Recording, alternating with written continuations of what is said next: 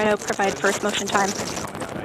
First motion time, 11:25:01. And New Glenn has cleared the tower. As you follow New Glenn's journey along, look to the bottom of your screen. You can see telemetry there, as well as our time clock.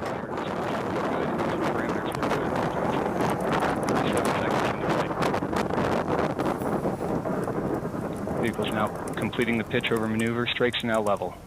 45. Auto sweeping complete.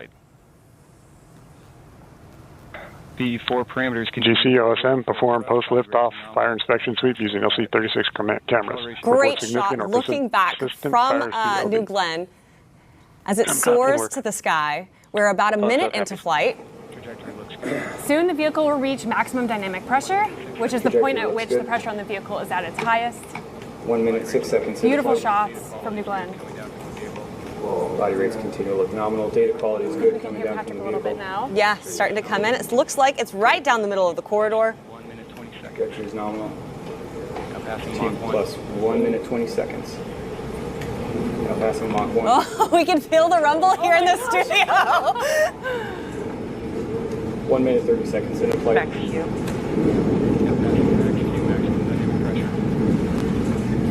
Now passing max Q, maximum dynamic pressure.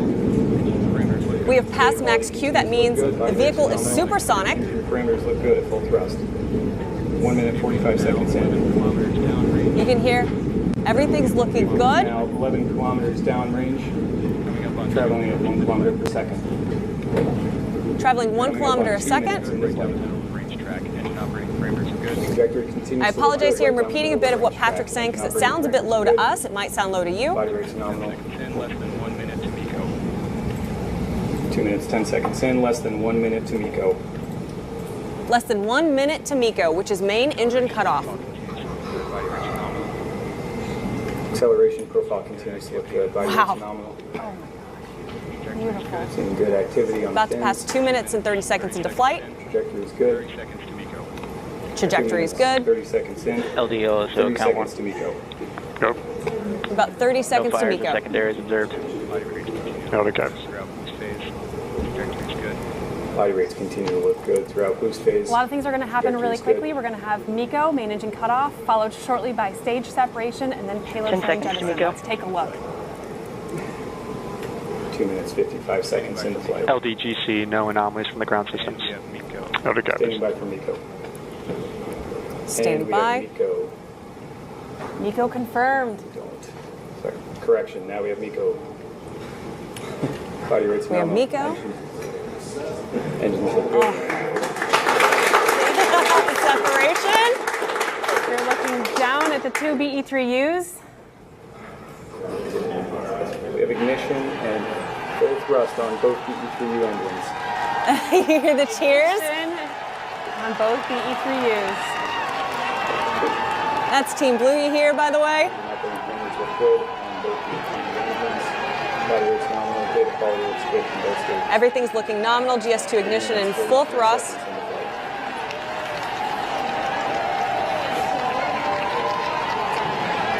Good indication of full frame jettison.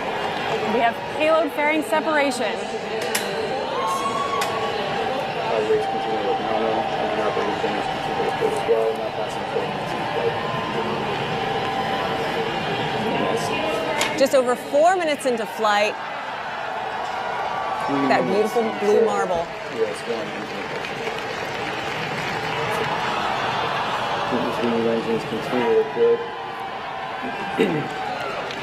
Seeing good TPC response. Body rates nominal. We can hear that everything is nominal. We continue to see good data coming down from US1. We've got our long range cameras out on the booster.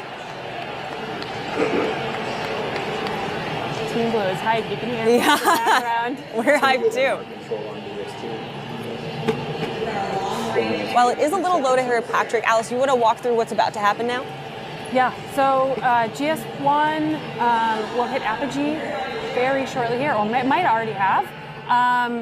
Then once that is confirmed, the booster will begin its descent back to Earth for a beautiful landing on Jacqueline. Stable throughout its run.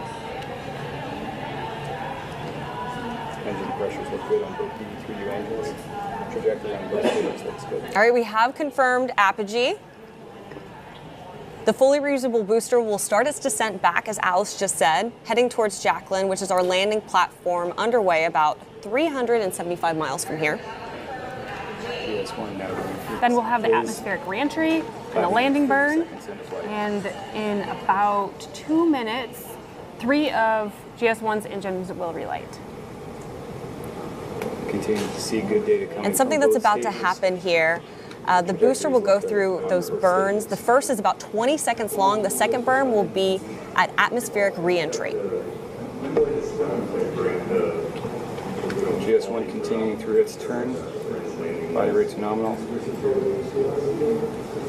Passing 6 minutes into Now flight. 6 minutes into flight. 1 minute remaining to engine ignition. 1 minute remaining until engine ignition.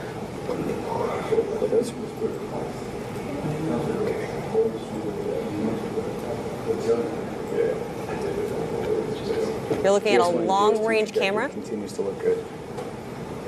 Everything Trajectory continues to look good. it's that little dot in the middle of your screen if you're tracking. Engine pressures continue to look good. Body rates are nominal. 6 minutes, 35 seconds into flight. GS1's completing its exo turn. Body rates nulling out in pitch, yaw, and roll. Data quality continues to look good.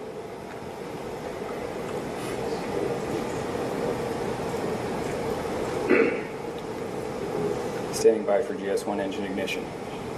Stand by for GS1 engine ignition. Now passing 7 minutes into flight.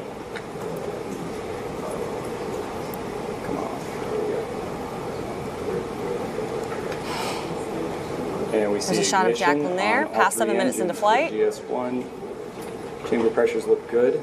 Body rate control looks Ignition good. on all 3 engines on GS1, and pressures and temperatures look good. Standing by for GS1 Again- MECO shortly. GS2 engines continue to look good.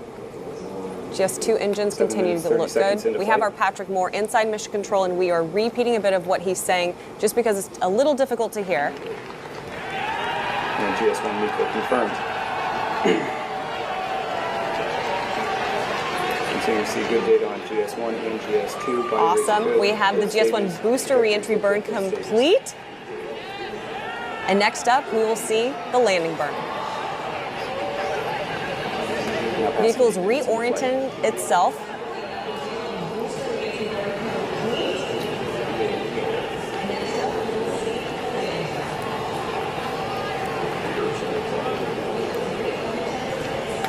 Now passing through GS1 descent max Q. Passing through GS1 descent max Q. Beautiful shot. my of gosh. GS1 there. GS1 seeing good activity on fins.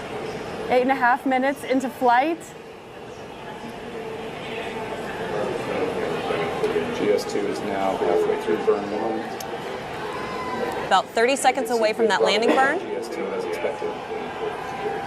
Both engines continue to look good. Sounds like the engines look good. Coming up on landing burn. And we see 3 good engines on landing burn. Engine ignition confirmed. 3 good engines on landing burn is what I'm hearing from Patrick. Are they changing GS1? They are. Landing Little gear low-level clouds. Switch to 1 engine. Seeing the chamber pressure. Here we go. Oh my God. Standing by for touchdown. Some of the films. I'm hearing cheers of a touchdown. I think touchdown is. We see a lot of clouds of smoke there, but I'm hearing good cheers. Great drone shots there. There we have it.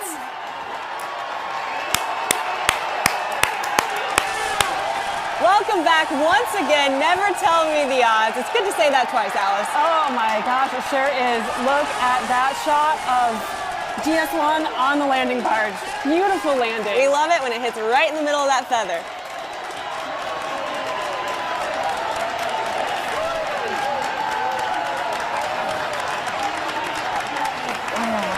Look at that beautiful shot.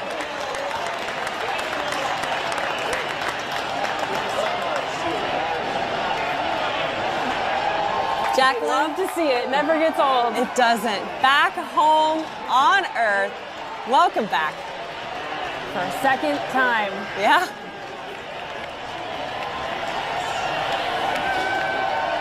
It's nice to just sit on this for a second, isn't it? Team Blue still going nuts. Yeah. You can see we're using our drones, making sure we get this beautiful shot for you guys. This is shortly the ROV is going to come in and safe the vehicle.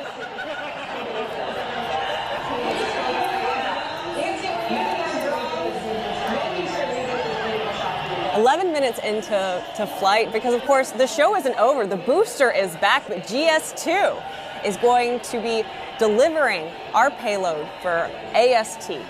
Yeah, the next milestone coming up for GS2 is going to be SECO-1. We should see that here shortly.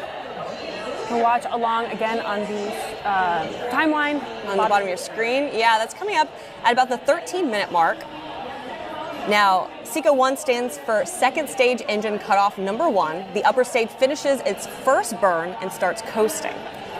And then about an hour and 10 minutes after flight, after liftoff, SECO-1, which is the second engine cutoff, again, for the second time, but a shorter burn. That burn fine-tunes the orbit. That is for our AST customer, the BlueBird 7 satellite. Big shout out to our friends at AST who are tuning in today.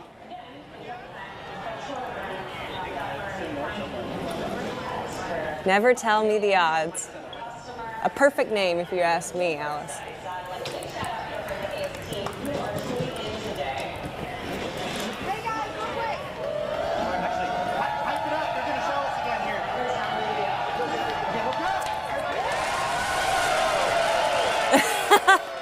Hey, Team Blue, we hear you.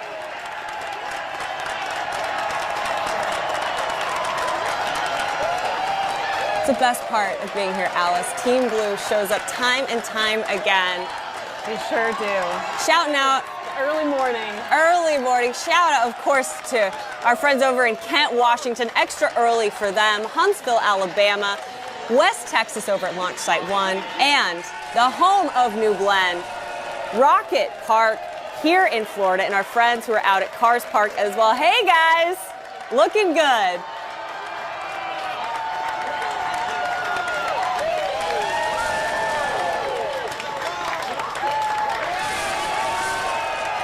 And I'm hearing SECO-1 is confirmed. That is the second stage engine cutoff, number 1.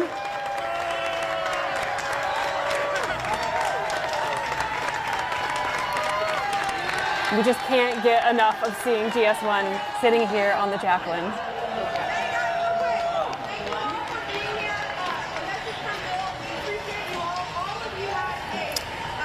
So we have to talk a little bit more, as we mentioned, about what is coming up. So we just passed SECO-1, and then in about an hour and 10 minutes into flight, we'll have SECO-2. That is the second stage engine cutoff, again, after a shorter second burn that fine-tunes the orbit. And then finally, an hour and 15 minutes and 44 seconds to be exact into flight, the AST BlueBird 7 satellite separates from the second stage, and that's the moment we officially deliver our customer payload to orbit. Yeah, and of course, bringing back Never Tell Me the Odds is a huge deal for us here, but the mission isn't quite over. Those are the milestones that do still lie ahead. You've got a drone shot there.